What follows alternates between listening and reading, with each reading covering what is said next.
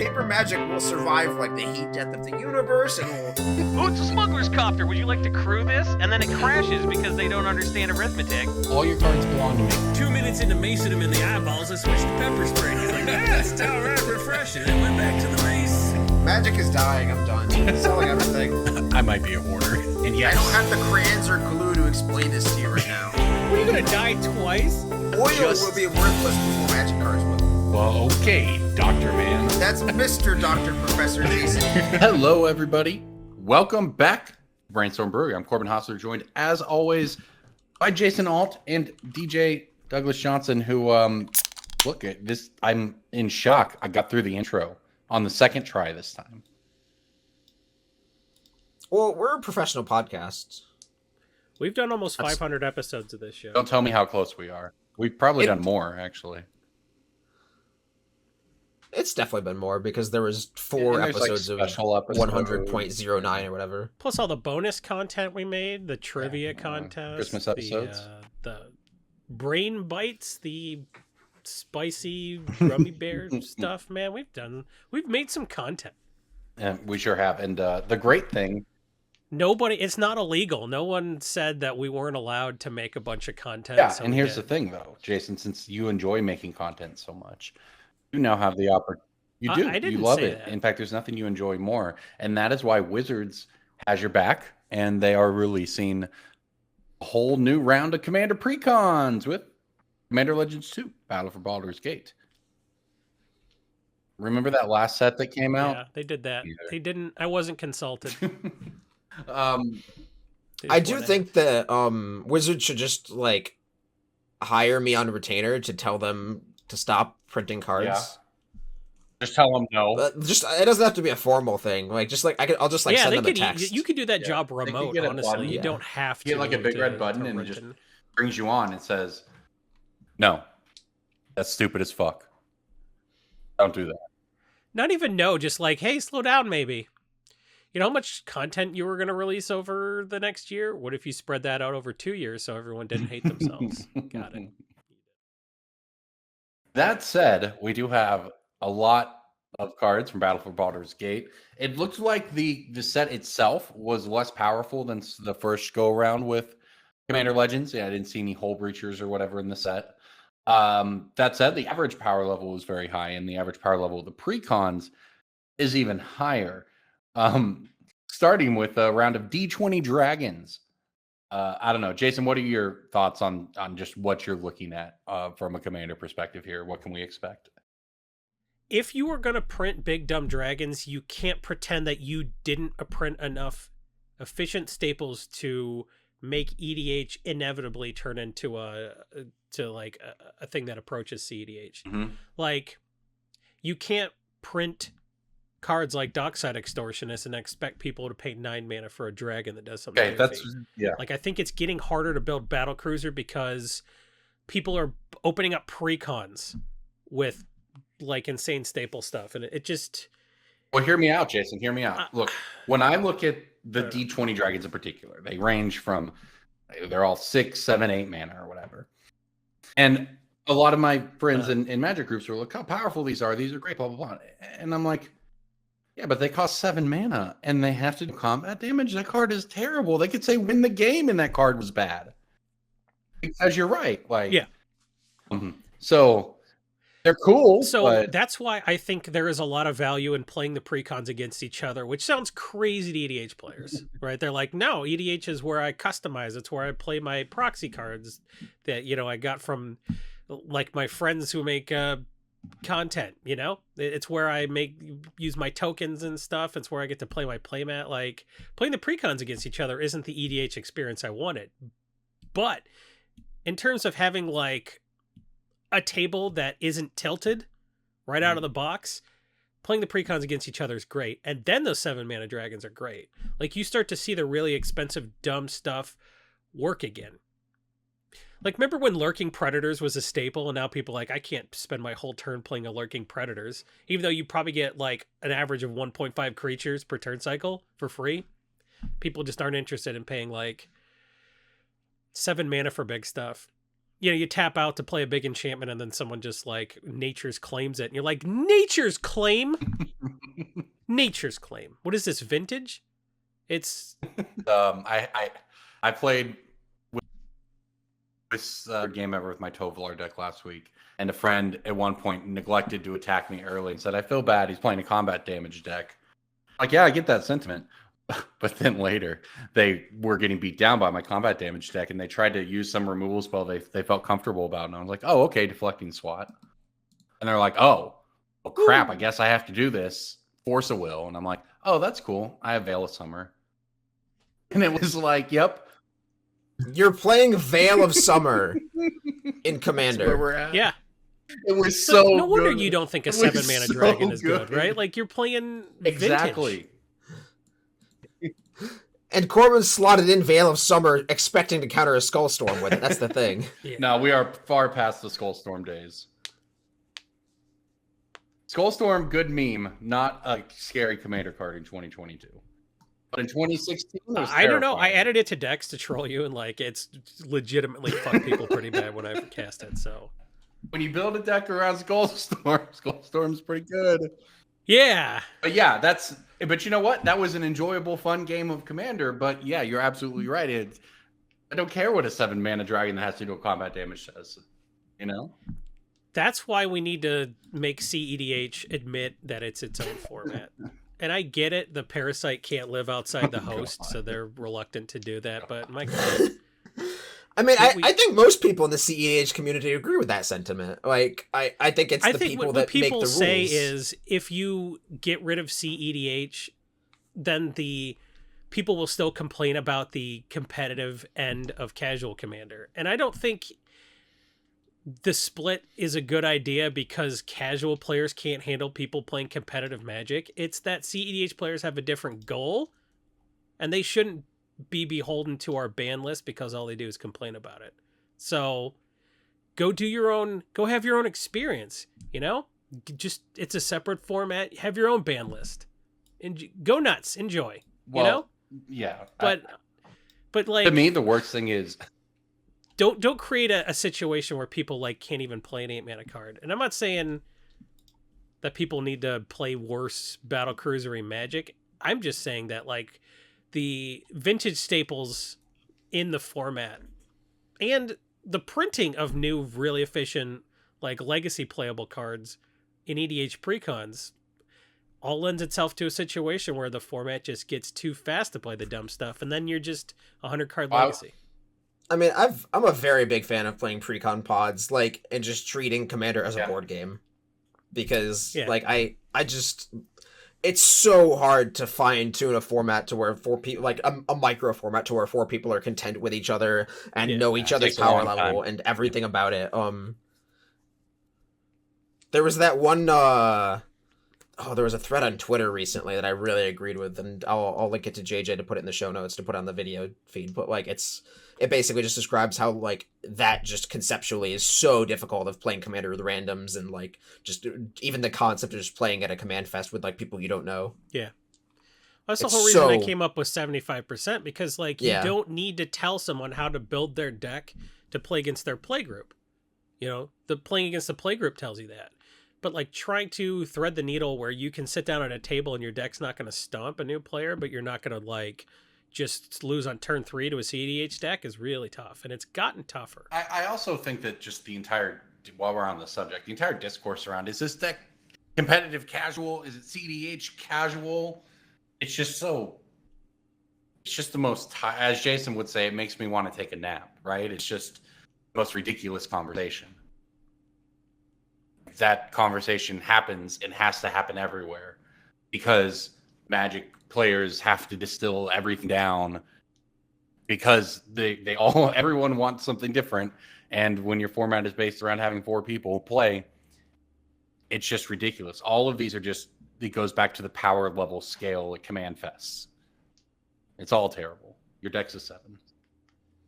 It's very good for the Nicolas Cage arms dealers in me though. Oh, like, for sure. Like, I love selling the pre-con. Like, I'll sell a group of players on the pre-con battle, and then they're like, "Yeah, we're gonna set up like a $20 increase per game," and then like, "All right, guys, now we can start playing some more powerful stuff, and we're gonna add like we each get $100 budget to increase our decks," and then like 2 months later, somebody's like, "Give me all the dockside extortions you have." It's fun though. Like that's a fun way to play. Can we just talk about the fact that for 2 weeks in a row, DJ brought up the Nicolas Cage movie, I know. Lord of War? Yeah, like I knew I referenced it last week, and I'm continuing it because that's one of my favorite analogies for I'm my getting job. some real Boss Baby vibes from this podcast. I have seen very few movies, but I name 4 other arms dealer movies. What was that one that Jonah Hill did? Because I'll watch all of them. This isn't a list to quiz you. This is a list for me to watch. Oh, yeah, Sicario. And then, what was that Jonah Hill movie? Probably Sicario. Argo. Argo wasn't about arms dealers. Not really. I don't know, man. Argo. Gee, Argo fuck yourself. Is The Mule about guns or drugs? See, that's the hard part. I don't know. I thought it was about. I don't know what The Mule is about, because I heard that Clint Eastwood had 2 threesomes in that movie, which is too many. I was half expecting you to try to like make an argument that Rocky was an arms dealer series because he's bringing his guns into Russia or whatever. Like... Yeah, he throws. Hey, I'm gonna deal these arms. You're gonna punch me really hard, but I won't go down. Detective Pikachu. Not wrong. What? Find yes, an you arm. are. Is this like a Machamp thing? Machamp is an arms dealer? That's low. I'm saying that Pokemon are simply more efficient firearms. So. Oh yeah, yeah. Pokemon, Detective Pikachu.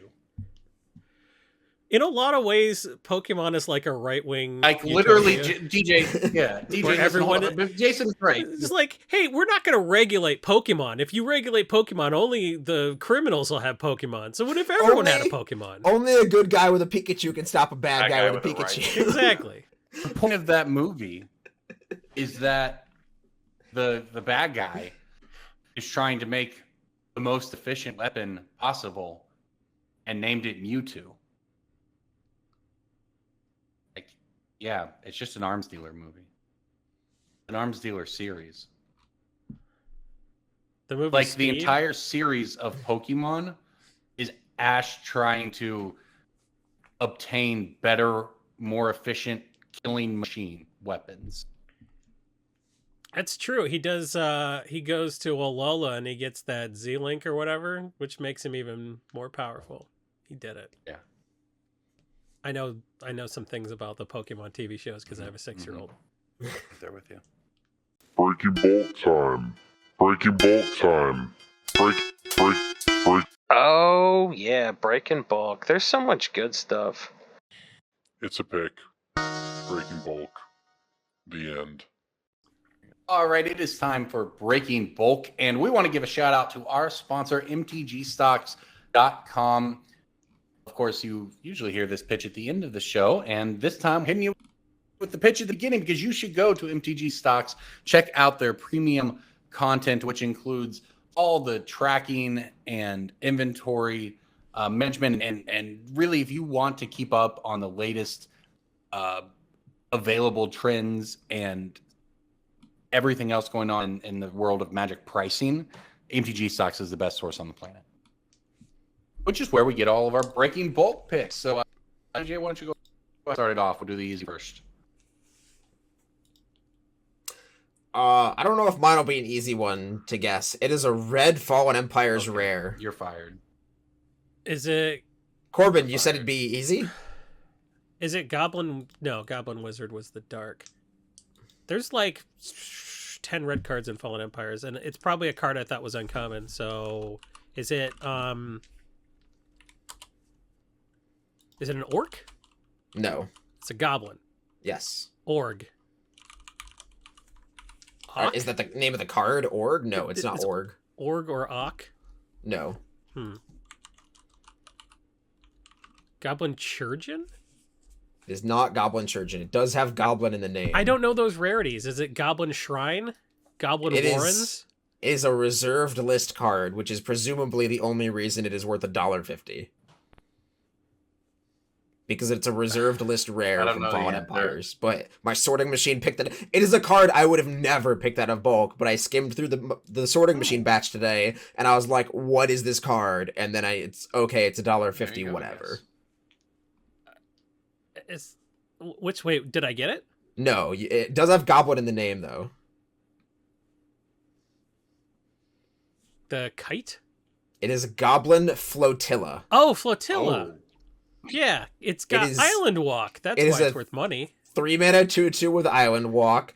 At the beginning of the attack, that's what the words on the card say. At the beginning of the attack, pay red or any creatures blocking or blocked by Goblin Flotilla gain first strike until end of turn. So it's not good, but it is, again, a reserved list rare that does not have a gold set symbol, so it will pass you by. It is if a you're gray going... ogre with a drawback. It has Island Walk, so ups and downs.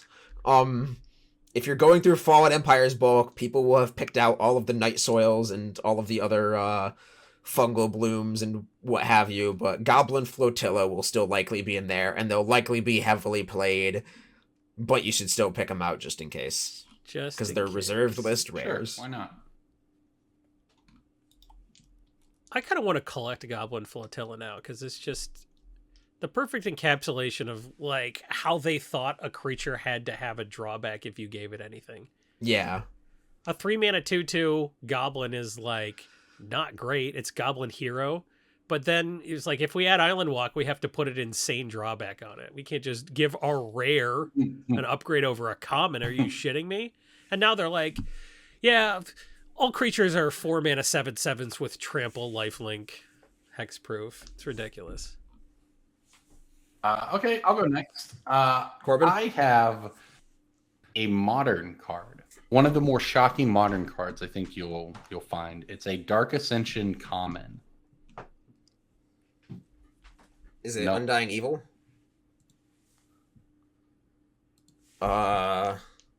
What's the color? Really funny.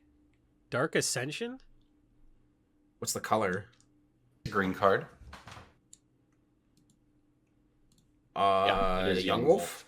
Which is, by the way, a $10+ foil on Young Wolf. Yeah, I sold the foil Yeah, one of Young these Wolf recently. is very good, it turns out. It's a creature with Undying, and that's all the deck Yep, it wants. combos in a Yawgmoth deck in Modern, which is actually pretty good. It's sort of basically the evolution of your Abzan Company decks from back in the day. It's still the quarter. They don't play Company more, I guess, but they do still play Quarter Call. It's the Abzan of it's the evolution of Birth. Basically, yeah, pretty much. Really? But yeah, that's Because this is the modern deck where I looked at it and I was like, man, if I was a competitive Magic player, I would jam the hell out of this deck because it's just like Court of Calling and Yeah, Green it's, Friends. And that's all I played back in the day. And by back in the day, Corbin's talking about like 2019. I'm talking like 2013 here.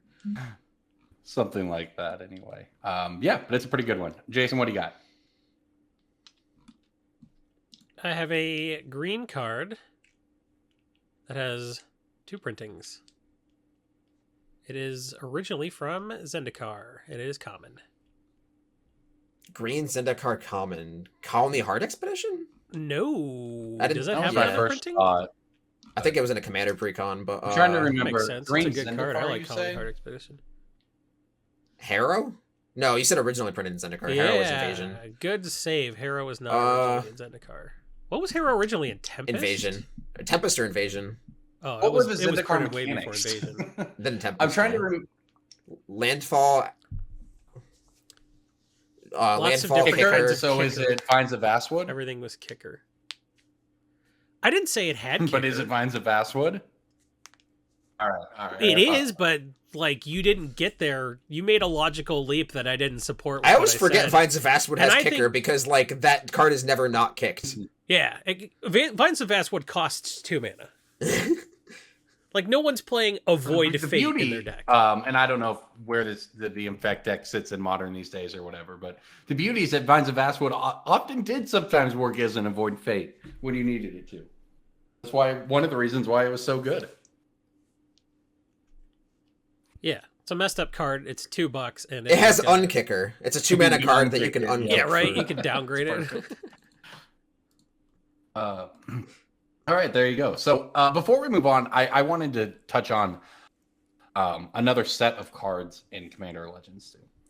That we talked about, how EDH is becoming CEDH, blah, blah, blah, right? I think that this cycle of cards, or rather, at least this card I'm about to bring up, works against that in a healthy way. How do you feel about Archivist of Ogma? It's a 2/2 white bear, has flash. Whenever an opponent searches their library, you gain a life and draw a card. Punishing people for one of the worst aspects of I don't like Commander, this which card. is searching their decks. It gives you something to do. That's what I like about it, honestly. It gives you something to do mechanically, going and changing your life total, Yeah. drawing a card, while the other person's dicking around. I like it. That's a good point that I hadn't thought of in terms of like physical manipulation of stuff. But I don't like cards in this very broad category, just personally, of like. I understand that it's not the same as Stony Silence, and like obviously it doesn't shut them down; it just punishes for them doing the thing. But this feels just like Ristic Study in a way. Well, I don't know. I don't like cards that are specifically in there not to promote your own I game understand plan. the point. Like I like interaction. That Don't does get me wrong. promote Like your I own game plan, though, because they're not going to not shuffle their library just because you might draw a card. well, Like, it seems like this is just a way to catch the white players up, which is what they wanted to do. And they're going to do it for another 2 more years, and they're going to go for sure. past where they need Getting to, there for already, sure. I think. But yeah. Right? They're going to catch white up too much, but white needed to catch up. And if you only have one slot for a card like this might be the one versus some of the ones they tried last year where you get a planes if they search their library or something. Like, I think this is probably... Well, I hear what your white point, wants to be DJ, doing. that it's just a generically powerful card. It doesn't have anything to do with your commander. right, yeah, Yeah, I that's get kind of that. my vibe. On the other hand, yeah, I hear It's- that. On the other hand, I do think that it's looking cards like that, and they've made a few of them now. I think Opposition Agent probably being the best example, but they looked at Commander and said, what are some of the aspects of it that make the format as a whole less enjoyable? And one of those is the time suck of shuffling. A lot of the time goes. So that and- so then this becomes a card that you play until other people stop doing the thing that you don't like, and then you take it out of your deck. Like it feels like a card that like eventually makes itself obsolete. It's like an all upside mechanic, right? There's no you're not punishing people. It's the whole deny versus just last hit creeps, where it doesn't feel good to deny your own creeps because you don't get anything for it. You just deny it from somebody else. So in the same vein, this card doesn't punish them in the way Opposition Agent does. I understand that, but like eventually, if everybody plays this card in Opposition Agent a lot, then everybody agrees, like, you know what, we're playing a lot of search stuff. Maybe we should cut it. Then, like, if everyone else cuts their search stuff, then you have a 2-mana 2/2 with flash, and like, then this card gets cut from your deck. That's healthy. That's I don't know. I don't like cards that eventually cut themselves. Interesting. Okay. I mean, it does kind of lend to the whole Commander as an evolving format thing, but I will say that cards like this entire thing being available has actually helped my weekly play group enjoy Magic a lot more.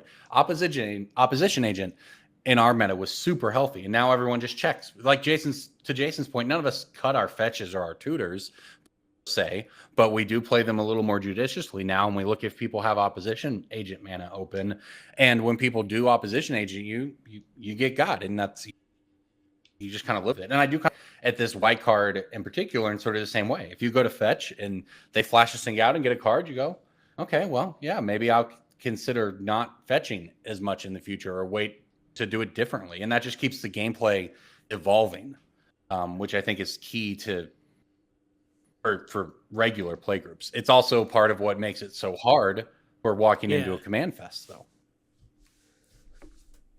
I think Yes. Opposition Agent hit the right level of, if you want to deter somebody from searching, this is what you do. Plus the flash actually matters on that card in a way it doesn't on this one. Well, it does when but they I think fetch, though, this Jason. is a non-bannable way to be like, all right, I'm going to draw a card Yeah, if you search.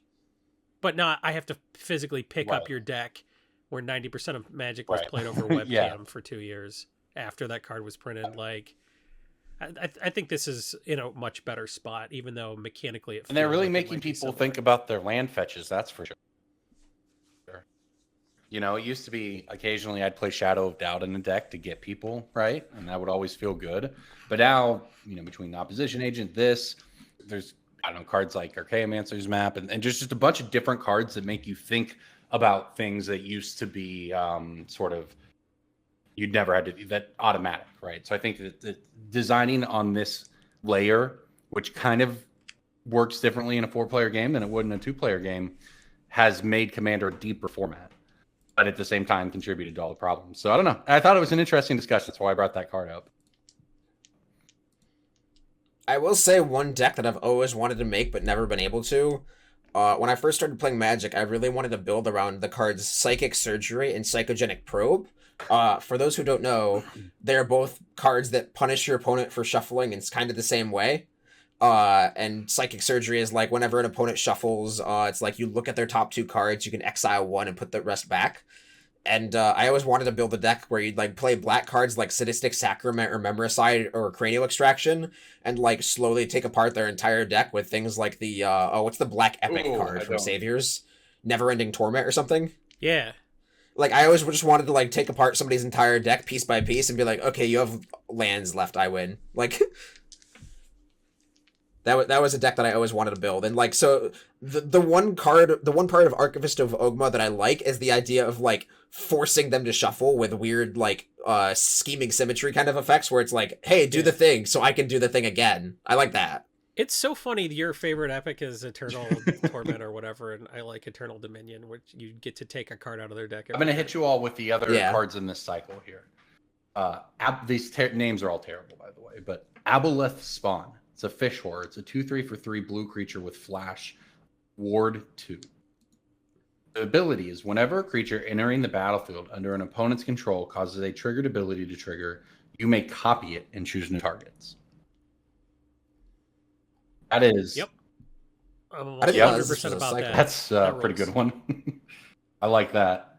That'll get people trying to combo off a lot of times. It'll get people just trying to do generally broken things. So that's a fun one. Also, another flash 2/2 white creature. Whenever one or more lands enter the battlefield under opponent's control without being played, you may search your library for a plains card, put it on the battlefield, tap, do this once each turn. So that doesn't have a basic land requirement on it, but it does make the lands come to play without being played. So again, I see them looking at the wider picture of Commander and saying, you know what else is hard to interact with? Rampant growth effects and Sky Shroud claims for days. Mm-hmm. So let's do that. You know, I like Confounding Conundrum for that reason. And it seems like they're in the same vein here. And you know what? Everyone saw Confounding Conundrum. They're like, I guess Landfall's dead. And then Yeah. Confounding Conundrum didn't even slow me down because I was just running Sakura Tribe Elder effect. So everyone would be like, all right, bounce For land. Scout? Okay, I got one more I'm going to hit you with because I mean, Scout. this card is absurd. Green Slime. It's a 2/2 for 3 mana. Flash. It also has Foretell. Its Foretell costs after you've paid 2 to put it face down is 1 mana, 1 green mana. When it enters the battlefield, counter target activated or triggered ability from an artifact or enchantment source.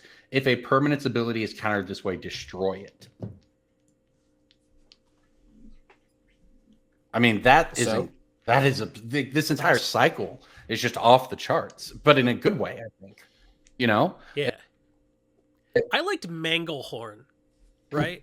Like, I thought Manglehorn was an acceptable Magic the Gathering card, so seeing something like this, it's I mean, this is nuts. This gets people maybe a could little be too good. You know, but hey, if someone tries to do whatever with mimic that type things, it gets them, you know. So yeah, I don't know. I like the direction they're taking Commander design wise right now. There's a lot of it, and the power level is over the place, honestly. But like design wise, conceptually, it's been pretty You know fun. something they did in this set that I think they're being a little bit more careful when they introduced something that could affect EDH as a whole. I really like that they restrained themselves and said only certain commanders can pick a background, and not every commander ever could pick a background. Because if you have to imagine every background card you print in the context of every commander you've printed, you're going to make some mistakes, and you're going to make some really broken interactions. And you're going to make some coders very sad. Yeah. So if backgrounds were just a thing forever, like, companions or something like that, I think they could be less mechanically interesting because they're worried about the long-term ramifications. But the fact that the backgrounds are only selectable with a commander from this set means you can maybe make one that makes all creatures 10/10s, and it doesn't matter. It's not going to. You can choose Thrasios and Tinma, and each of them can get a background, and then and then you have a companion, and then you have a wish board, and how many Thrasios and Tinma decks are on EDH, Rick? But you have to divide it among all the backgrounds now. Oof. Oh yeah, we would have to actually we would just shut down the site. Just call it a day. Yeah, we'd be like, that was, we're Magically... just a salt survey website, and it just come to edhrec.com for the salt survey every year, and that's all we got. Magic It's been fun. Go to fabrec.gg. Yep, we are now fabrec.gg. We have abandoned Magic the Gathering entirely because Wizards has shown us that they have no regard for what it takes. Spellvoid.com, let's go. Enough pitches. On to the next thing, which is a pitch for Coalesce Apparel, the best Magic the Gathering apparel and Coalesce company on the planet. You know what it is. Cedric Phillips put this together. It has become the go-to for all your favorite Magic content creators, including us. So go check it out. DJ will get mad at you if you don't. I understand correctly. But go check out Coalesce Apparel. Use the gift code. I'm not going to get bad. We're not dealing with Teespring anymore. Like, dealing with Coalesce and, having all the gravitas that Cedric Phillips has built up around the brand over the last couple of years, that's all gravy. The main thing here is you don't have to deal use with the Teespring gift code. anymore. DJ, Corbin, I'm not going to get mad. You said I'm going to get mad if people don't buy a shirt. I'm not going to get mad. I'll just be, number one, disappointed, and number two, it's just going to be a business transaction that in a different way. Like, I'll just find you. I'll come to your house. I'll dox you. You're going to have to dox them before you go to their house. And then you'll all...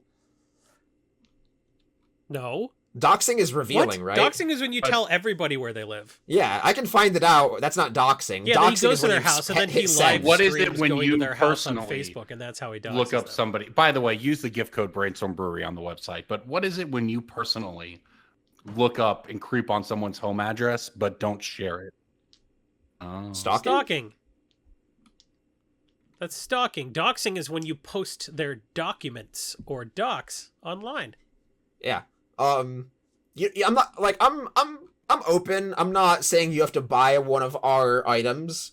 The Brainstorm Brewery hoodie is very nice. The Brainstorm Brewery t-shirt's very nice, but you do have to use our gift code and then buy like, I don't know, like a casual Ristic Magic Studies sticker or a Ristic Studies Bot or sticker. somebody, We didn't get stickers because our stickers are through Patreon, but you can get like a Ristic Studies hoodie. You can get the Liv Meebo hoodie or t-shirt. You can get the Todd Anderson t-shirt. I'm not picky. Just get one of them with our code so that we can afford to eat.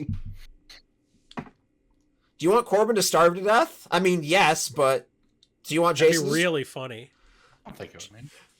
Do you want Jason to starve to death? No, you don't. Do you want Jason's kid to starve to death? No, absolutely not. So Whoa! Bring my kid into this.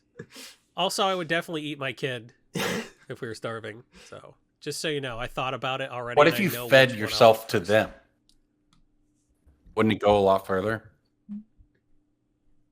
Oh, like in that Stephen King story where the guy crash lands on the desert island and he eats himself? Nope, not that.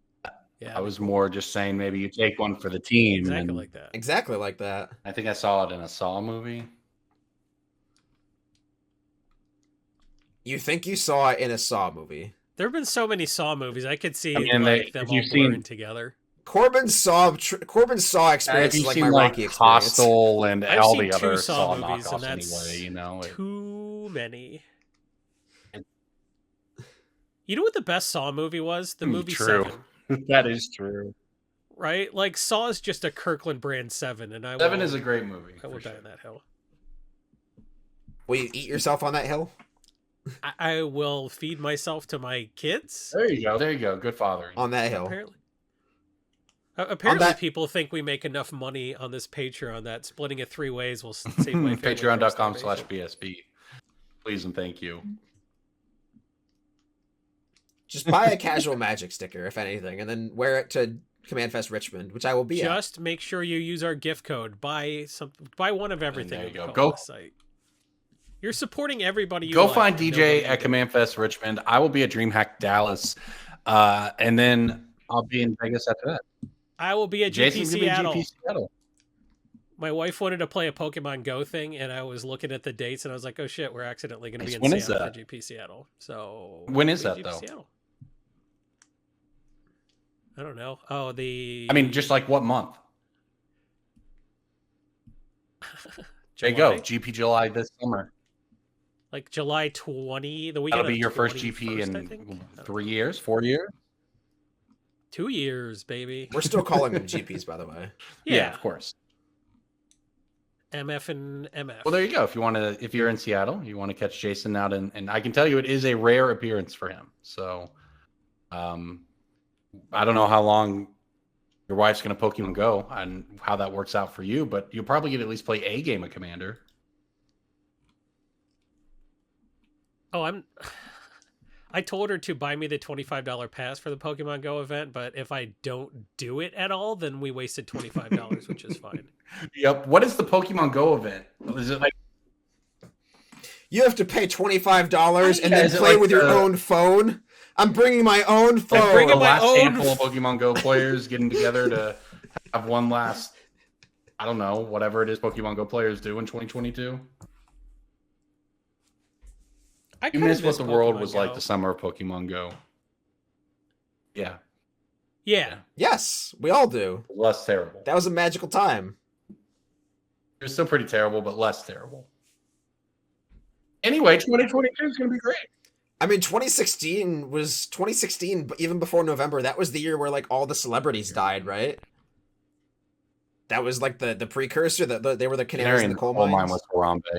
You know how you know Pokemon is a good game when people don't bitch about microtransactions? I've never heard a single person That's a bitch good about point. microtransactions in Pokemon Go.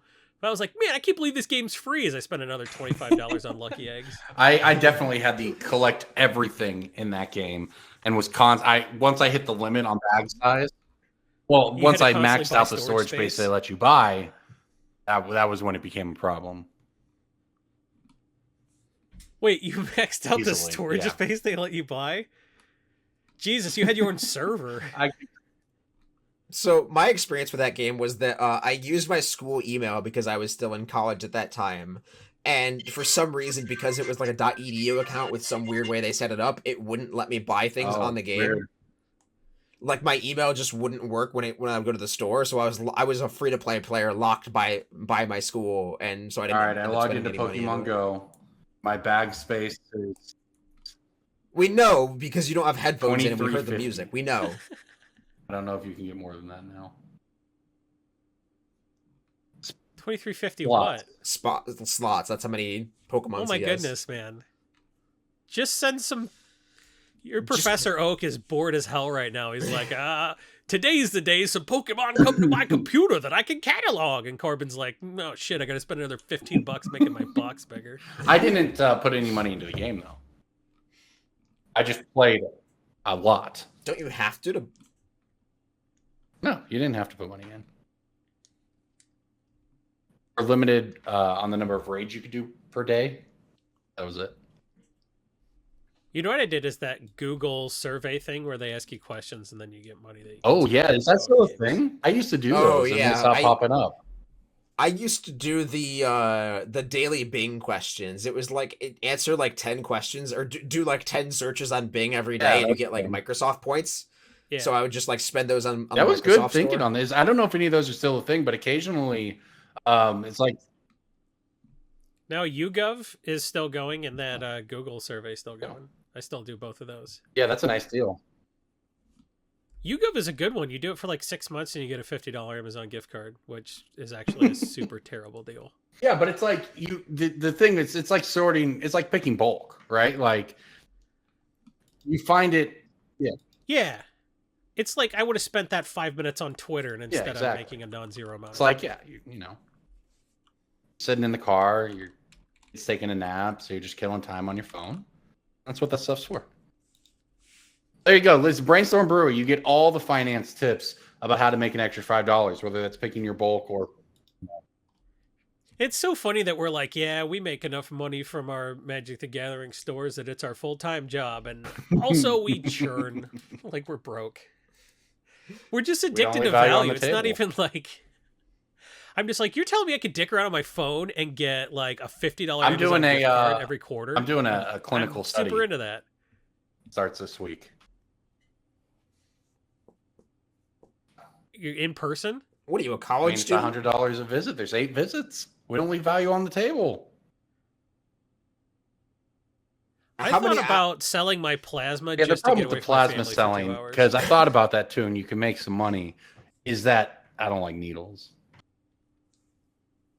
That's the only problem. I guess I haven't really thought about whether there will be needles involved. Oh, I thought I was going to sell my Whether there were TV. going to be needles involved with what I'm doing. But I don't know. I'm in some kind of study.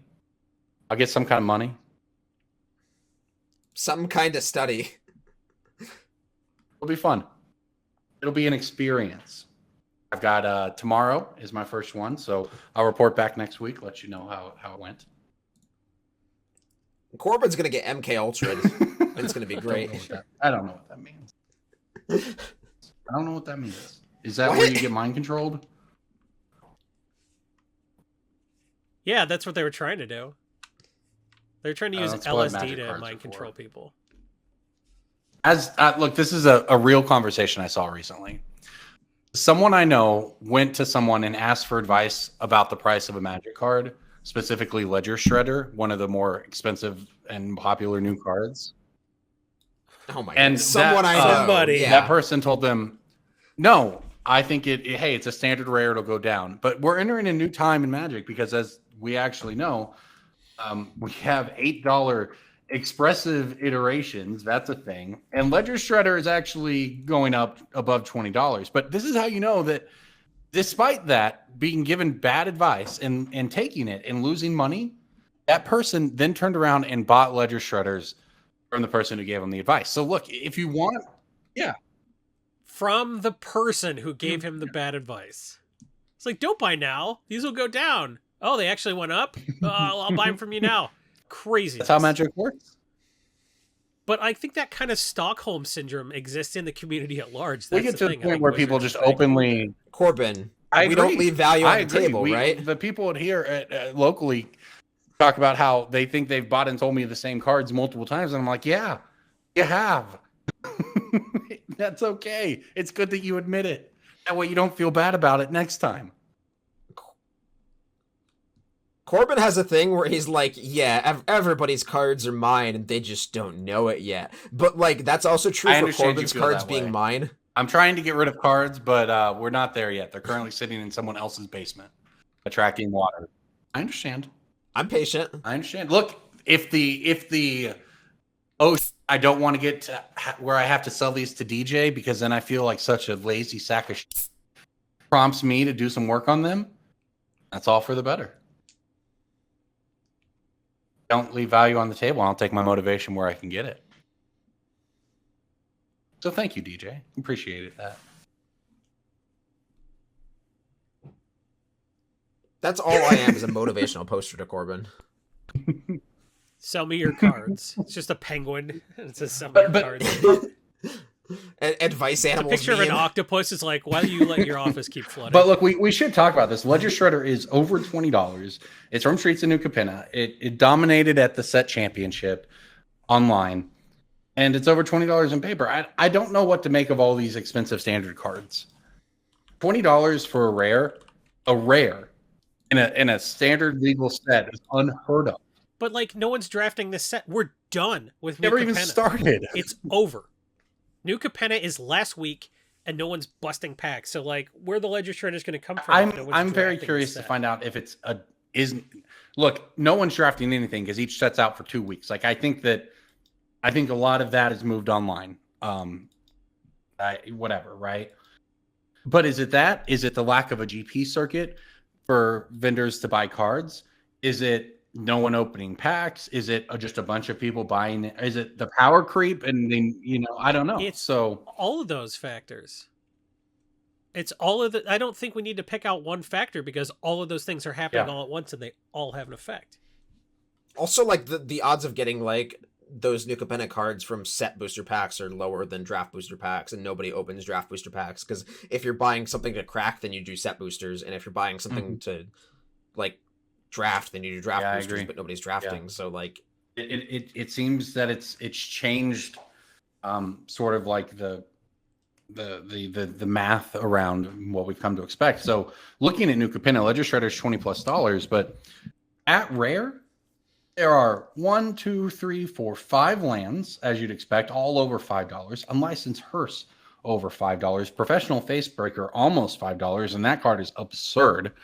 And that card is going to be a pick of the week. If it isn't yet, it's going to be a pick of the week at the next month. I promise you that, because that card is nuts. Giada is in there. Like this, there's all kinds of expensive things. I mean, we lived through several years where a standard rare was just bulk. Essentially, they were always $1 or $2 max. Yeah. So yeah, I don't know. I mean, maybe.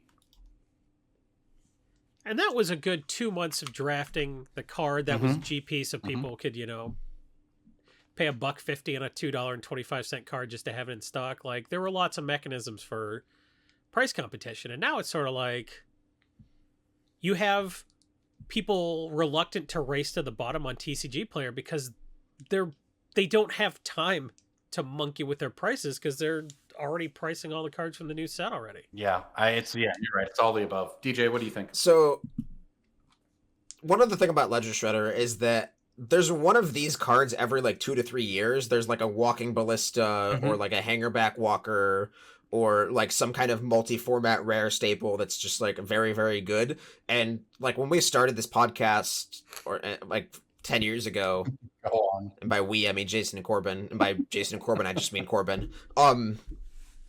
Like the entire concept of like Magic Finance was obviously vastly different, and like the entire point was like, oh yeah, find the next Ledger Shredder, find the next Advent of the Worm, or find the next Sphinx's Revelation, and like none of that matters anymore. Like, so if you're trying to consume content with the goal of finding the next Ledger Shredder or the next $4 or the next like Collective Brutality that like pre-sales for $3 and goes to $20, like you're just not doing it correctly. And the only way you're doing that correctly is if you're like an actual pro player or somebody who is investing double-digit hours every week into the game, and then like at that point you should be the one making the content and giving the advice.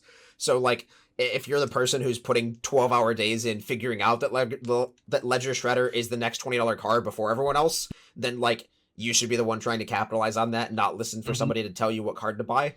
So like our advice is always just going to be like volume based and churning based, and like, and also just long-term hold based, identifying casual cards if you're not a casual player. So like, I don't know, like it's just a vastly different ecosystem than what you might be used to, and like the sort of the crab in the boiling pot kind of like you might not have noticed the change. And especially I think pandemic is we're seeing the changes, or there will be a lot of changes whenever we come out on the other side in a more stable form, and we don't know what that'll look like. We know we have some Command Fest this year. We know that DreamHack's doing some competitive events, but we don't know if they're going to bring back a GP circuit next year. We have no idea what's going to happen with that because it changes all the time. But whatever that system looks like, it's going to be very different than what we had before. So we talked a lot during the pandemic about will things go back to normal, and I'm not going to use the phrase new normal, but we're not going to have what we had before, and just because the market has changed so drastically and the technology has come up. And we've talked about the big companies that have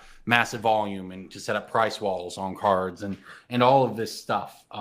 So yeah, I mean, DJ's right. We started this podcast 10 years ago, and we talked about what casual cards are worth value to get out of competitive players' trade binders, right? That's just not a thing that you worry about these days. So I don't know. It's a lot of changes going on in sort of the Magic market, and maybe we'll see more $20 Ledgers in the future. But I certainly like, because if you're asking me whether to buy Ledger Shredder at like 17 or 18 or whatever, I'm just going to tell you to buy 6 copies of Giada instead. Exactly. And hope it doesn't get or reprinted. Professional Facebreaker. If you need the ledger shredder, it doesn't matter. You're right, exactly. There's a certain extent to what us telling you, like, if you need the card, buy it, is worthless advice. You know how much gas costs right now? Because I don't. Because what the fuck am I going to do? Not fill up my tank? What am I going to do? Not buy ledger shredder? Oh, they're $47, but the event starts in 10 minutes. Guess what? Here you go, $47. I don't care what ledger shredder costs if I need ledger shredder, and if I don't, there are better cards to spec on. So that's why when people ask me about specific cards, it's hard to care. That's a good way to. I mean, I think you're right about that. People, I think a lot of times people are looking for confirmation on their own spec advice. On one hand, but also there are a amount of people who, whether it's right or wrong in 2022, say, "Well, I don't need ledger shredders now, but if I want to play that deck in the future, I will want to have bought my ledger shredders at 15 instead of 25." Yep. I think one of my tense favorite is that, Corbin, when you say "I will have wanted to have"? I don't even know what that tense is. So if you're using language like that.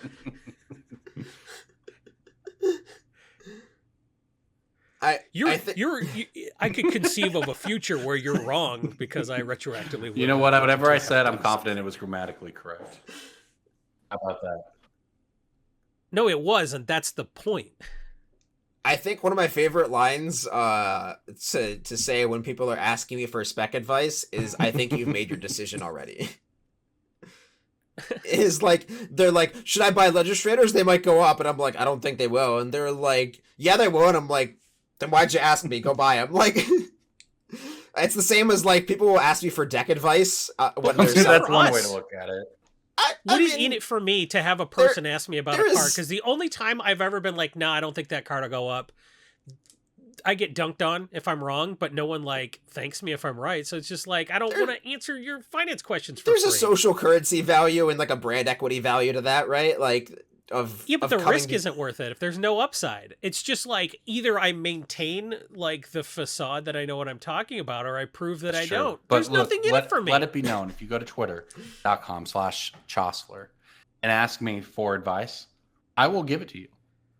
Unlike Jason, I'm here for you. I will give you advice. Me too. Will that advice be good? Most likely it'll be great. Your mileage may vary. Yeah. If you want my advice, tell me what level patron you are at patreon.com/BSB, and then we can talk. All right. Well, let's move on to everyone's favorite. Speaking of, putting yourself out there and making yourself look bad, it's time for Pick of the Week. Pick of the Week. Pick of the Week. Pick of the Week. Time for the Pick of the Week. All right. So instead of, I could just tell you to buy 6 Giadas for $18. I could, but I also can't put Giada on the spreadsheet for 9 weeks in a row until it starts to tick up, because people pay for more than that for some reason. So instead of 6 Giadas, if your basement is just full of Giadas and you can't handle all those wings and all the Cabal Coffers is at its lowest point in a while.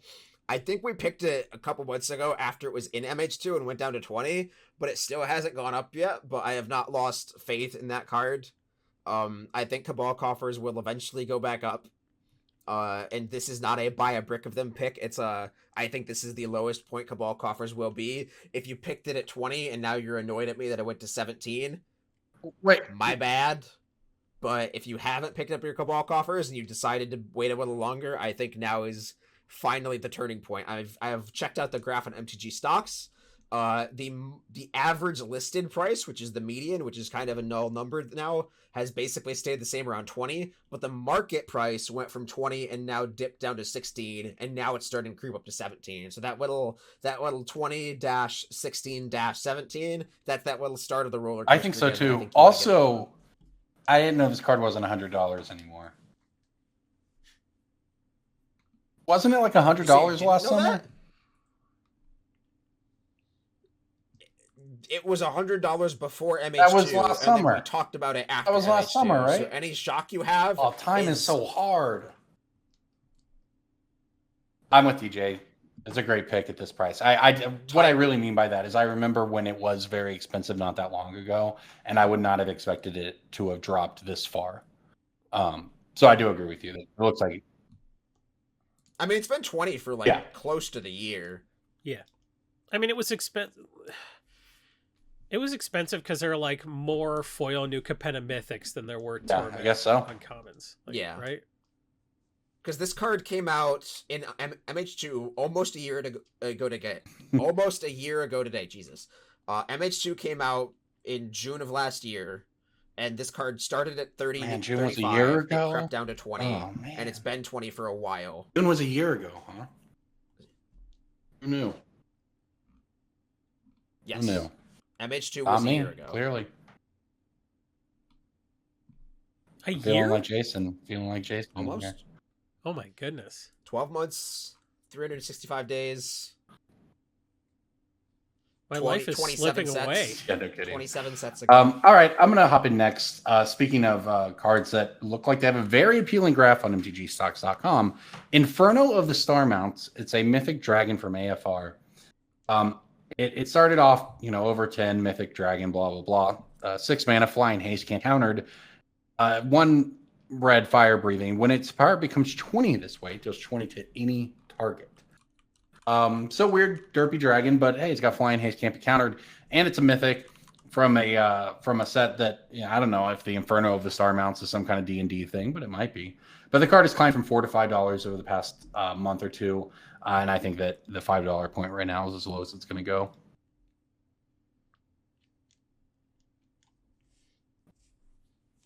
This is one where I would recommend buying the extended art foil. What about the ampersand promo? There's a lot of that's Ampersand? The monkey from Why the Last Man? now there's some special version of the ampersand. I don't know. That's what MTG Stocks is telling me. The ampersand promo. The ampersand promos are not something I would want to invest in because they have such low I'm with volume you. and They're cool though. But the borderless foil Inferno of the Star Mounts is around 15, and I think that is perfectly fine if you were looking to get one copy. It is the coolest one. All right, Jason, what you got? Yeah. This is an atypical pick for me. I'm going outside of my comfort zone to try to I hedge my see. bets Okay. to beat these two at the end of the year. So I'm going to be super ballsy and say that a $10 non-mythic recent rare is a buy. Drannith Magistrate is a $20 magic card. Doesn't know it yet, but it is. So if you think Drannith Magistrate is more likely to not be reprinted in the next 18 months, buy it at 10. You'll be buy listing this bad boy for 15, no problem. I completely agree that this card is going to go to 15 or so. And I will also say that this is the exact kind of card that I don't like in Commander in the same vein as the card the draw thing. flash I already Archivist, forgot I its think, name. whatever its name is. Like it's just 2 mana white hate bear that like feels like it belongs in a Gaddock Teague deck, where it's just like I don't want to find a slot for this in the 99 if my games are reaching a point where this feels necessary. If that makes sense. I mean, look, I what you're make saying sense? does make sense. My experience with these cards is colored by my own play group, which is the same group of 5 to 7 people who play together every week with, variations between who the 5 to 7 are, right? So we like this card has come and gone in my group, and someone has like a Yasharn deck that aims to just kind of hate bears people out, and is pretty effective at that. Right, yeah, that's what I'm saying. Like, all of these cards feel like they belong in a Gaddock Teague deck, and, like, if that's the kind of deck you're playing, then I get it. Or, like, an Elish Norn deck where your goal is just, like, make the table slow and, like, prevent everybody from doing the thing. But it feels very hard to justify, like, 6 different versions of these in the 99, or even just, like, one version or variant of this kind of effect, where it's, like, a 2-mana white hate bear that just ruins, like, some aspect of something, or, like, not even like ruins or like What's funny about Drannith Drannith Magistrate is that it was designed and it came out in Ikoria, designed to prevent companions, right? Your opponents can't cast spells from anywhere other than their hands. Sure, it impacts commander, but it came out in the companion set. But then they ended up errating companions so that they actually go to hand first. So it doesn't even work anymore. It doesn't even stop companion. Doesn't stop the thing. It was designed, literally printed to stop. But it'll be a $20 commander card because it hoses commanders. Yep, true story. I like those kind of decks, but I have fun with them, but I do understand DJ. I mean, I like those kinds of decks too. That's what I'm saying. I guess that's the weird thing is that like I understand the ethos and like deck building slot that this card goes for in a Gaddock Tigger or your Sharn, where you're like, I am green white, hate everything you're doing. I'll put all the hate bears in my deck. But if I'm building like I have a Selenia deck, or right, where it's like its goal is to do the one thing. Like I don't want to justify putting these types of cards like the Flash Bear or this thing or other stuff. I don't want to put like that stuff in my deck because like. If all my opponents are doing that, then I don't want to just, I don't know. It feels like I'm just dedicating a slot to like an arms race style, ruin the thing you're doing because you're doing it, and then make it so that you don't do the thing, and then I get my card. I hear you. Yeah, I mean, I think that's interesting. Like it really, this has been an interesting conversation because to me it is about the difference between, you know, having the things that make the things that you're talking about are the things that make Commander fun for me on a week in, week out basis. The idea of like we talked about it on the podcast a few weeks ago, sometimes just building a deck with the cards you have laying around can be very fun. You're going to play new stuff, but yeah, it is very different than the old ethos that Commander was, you know, EDH was originally designed on. This is my deck and it does this thing with these cards. And every 2 years I'll put a new card into it and it'll be my thing and I'll foil it out. Yeah, that's I don't know if that was ever what it was meant to be, but it's not what it is anymore. And that's why I like that's why I like pre-con games, because it's a standardized rule set board game. Yeah. Because like my version of building cards with building decks with what I have around ends up very powerful. Right, exactly. And somebody else and that's why Command Fests are always going to have this problem. But yeah, pre-con battles or you know, I don't know about leagues, because leagues I think tend to come with a bunch of different rules, but any kind of stipulations if you have a regular group where you do a, you know, increase of budget, and especially for people who have, you know, multiple commander decks. Like everyone in my group has at least 4 decks or whatever, right? So we can play, you know, a varied amount of powerful decks against each other. But it could also be fun if we give ourselves a $20 budget or whatever to increase each week. It's not necessarily even about spending the money, right? Because we have cards already. It's just a stipulation on your play group to create a more fun experience, similar to a pre-con battle. Because restrictions breed creativity, and I think the worst part about format staples is they're boring because EDH already starts out, you're a 98 card deck. You got your commander, you got your Soul Ring.